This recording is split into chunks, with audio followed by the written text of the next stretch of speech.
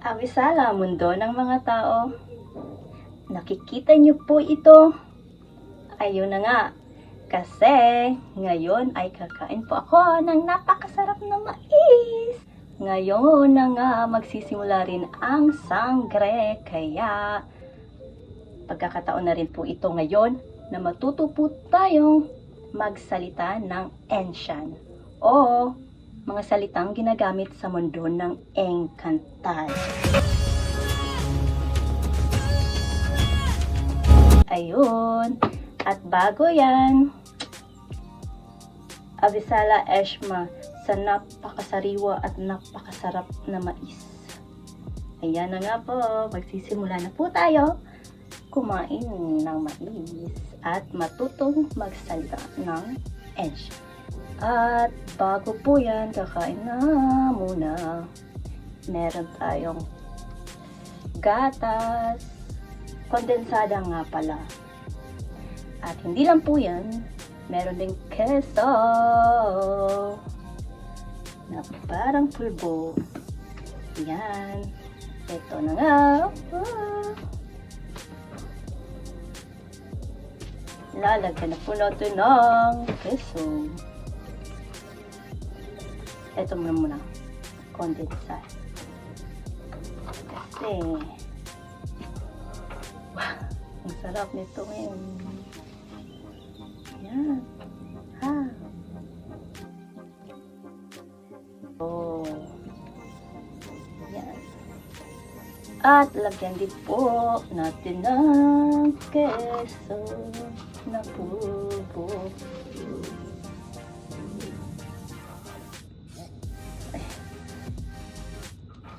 Ayan. Okay. Yan na nga po. Ito na. Oh. Ito.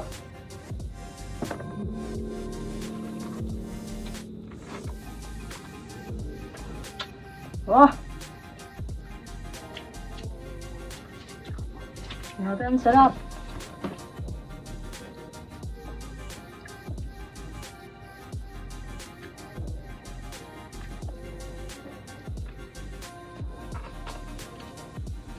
Sobrang sarap. Napakasarap.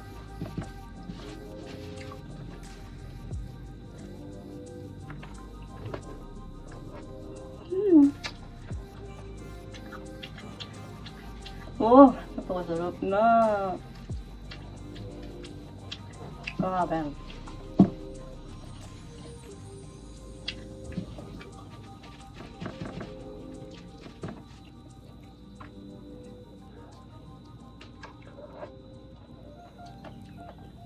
Sobrang sarap, napakasarap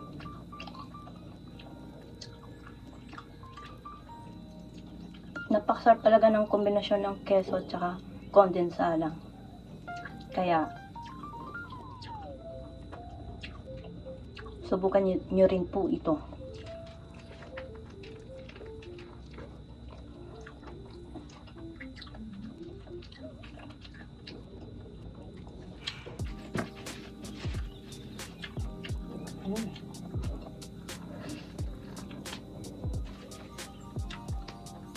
Ayan na nga po. Dito natin malalaman ang mga salitang Enshan. Wow! Nakikita niyo po ba ito? Kilala niyo po ba siya? Isa raw din po siya sa gaganap sa sangre. Kaya manood po kayo ng sangre. Kung alam niyo po kung sino ito, sino po kaya ito? Oh. Maraming salamat nga po pala sa nagbigay nito. Yes. Ano kaya?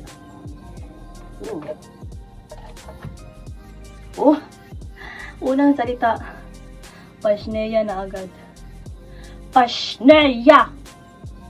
Na ang ibig sabihin po nito ay ang pagpapahayag ng galit o Pashneya! Sobrang sarap nito.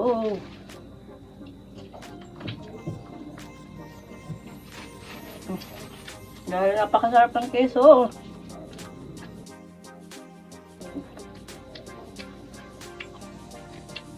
Sobrang sarap.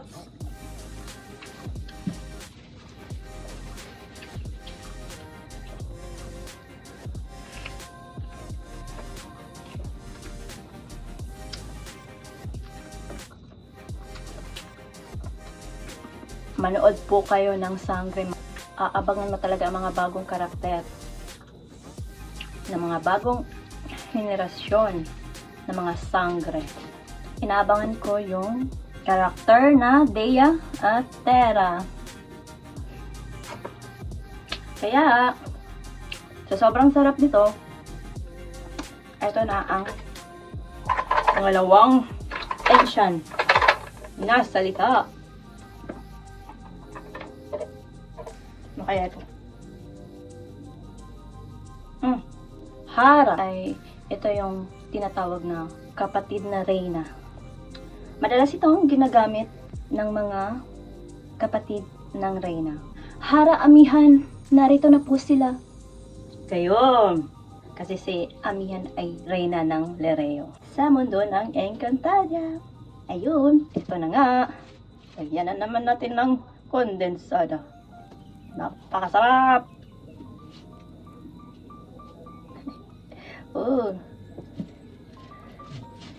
May gulay.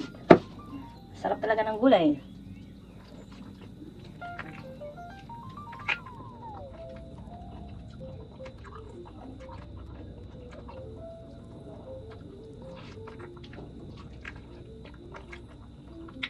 Sarap. Manamis-namis at maalat-alat. Napaka-perfectong kombinasyon.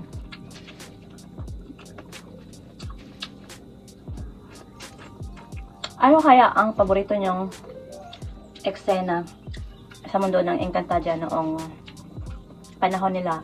Reyna, Amihan, Sangre Pelena, Sangre Perena, Sangre Alena, Sangre Danaya. Isa sa pinaka-paborito kong eksena sa panahon nila Sangre Alena at Reyna Amihan ay yung iisang lalaki lamang ang iniibig ni Sangre Alena at ang magiging ama ng anak ni Reyna Amihan. Kaya pinaka-inaabangan talaga ito. Kaya, ang susunod na salitang ensyan na matutunan natin ay ano kaya ito?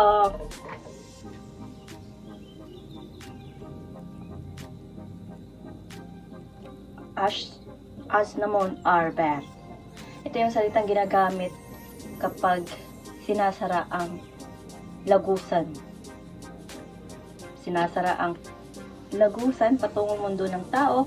Kaya ito ang sinasabi nila kapag galing sila sa mundo ng mga tao at dumating na sila sa mundo ng Encantadia. Kaya sasabihin na lang, as namon arbeth. Sarap. Oh!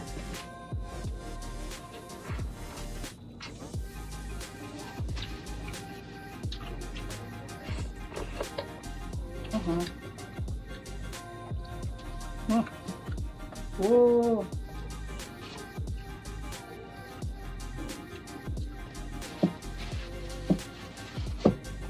Good.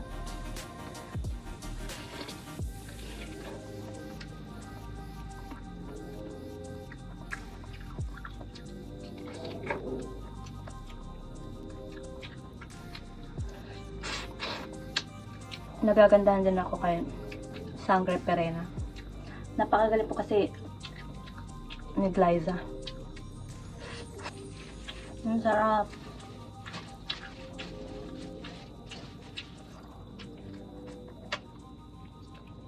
Kaya, alamin na natin ang ika-apat.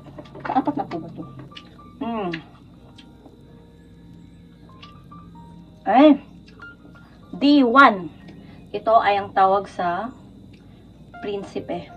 Napakasarap ng kahit kondensada lang ang ilalagay. Iba rin talaga yung sarap nito. Pero, lalo na kung lalagyan ng keso. Kaya,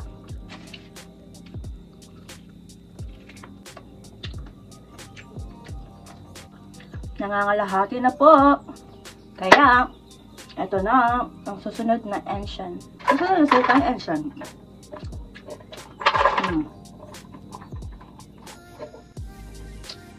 Devas.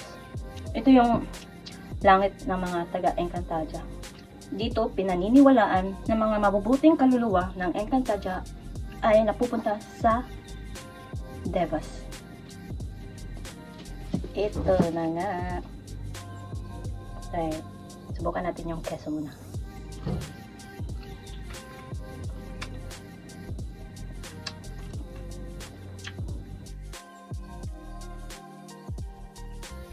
Up. Ayan, aalamin naman po natin ang susunod na salitang ensyan.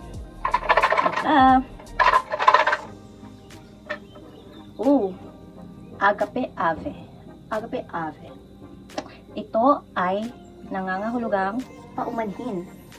O madalas itong sinasabi kapag halimbawa merong nagsasalita at gusto mong makausap ang isa sa kanila o gusto mo silang kausapin. Maaari mo itong gamitin sa parang ito. Agape ave, mahal na Reyna, ngunit meron lamang po akong gustong sabihin sa inyo. Nandito na ang mga kawal. Yan. At malapit na rin maubos ang napakasarap na mais na ito.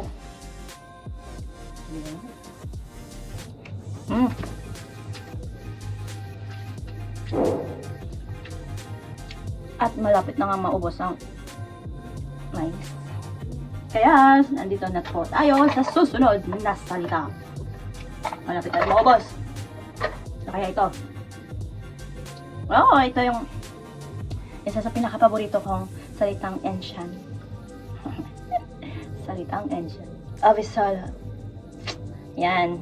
At ginamit na nga rin po natin ito kanina. Kaya, avisala, ito ay nangangahulugang pagbati. At, ito na nga. Malapit na talaga ang maubos ang isang bahagi. Gusto kong mag-keso. Ang masarap. Kaya magtungo po muna tayo sa susunod na salitang ensyan. Kasi malapit na po maubos. Avisala. Kanina ay nalaman na po natin ang salitang diwan o nangangahulugang prinsipe. Kaya sa ngayon ay andito ang kanyang diwani na nangangahulugang prinsesa. Kaya avisala, mahal na diwani. Andito na po ang diwan. Napakagandang salita. Kaya, ikaw ay isang napakagandang diwani.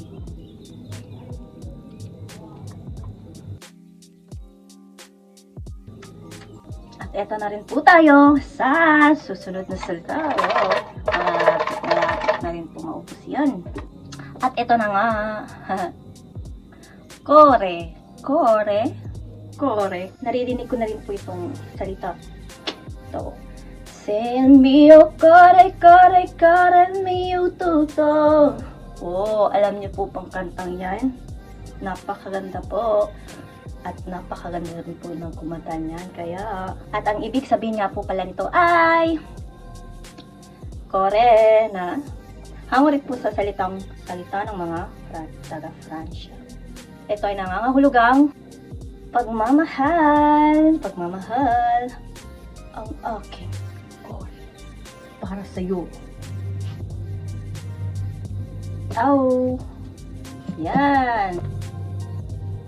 Iilan na lamang po ang ating matutunan sa ngayon. Ayan. Dalawa na lang. Ano kaya ito? Avisala Eshma. Ano kayang ibig sabihin nito? Avisala Eshma. Nangangahulugang maraming salamat. Maraming salamat po sa biyayang natamo. Kaya Avisala Eshma. Avisala Eshma. Pathalang M. Kaya maraming salamat at uubusin na po natin ang napakasarap na biyayang ito.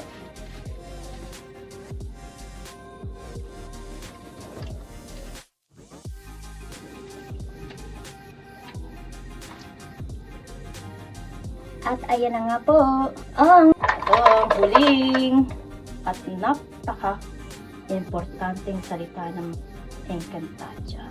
Tingnan po natin. Oh, kaya ito ay Cora.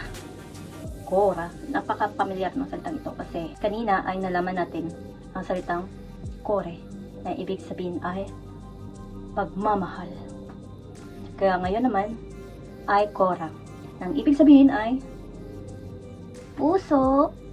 Kaya nasa ating mga Cora ang napaka at pinakamahiwagang kapangyarihan na taglay natin. Kaya sabay-sabay po nating sabayan at sabay-sabay po nating subaybayan ang sangre sa GMA Kapuso. Kaya andito na ang napakamahiwagang puso.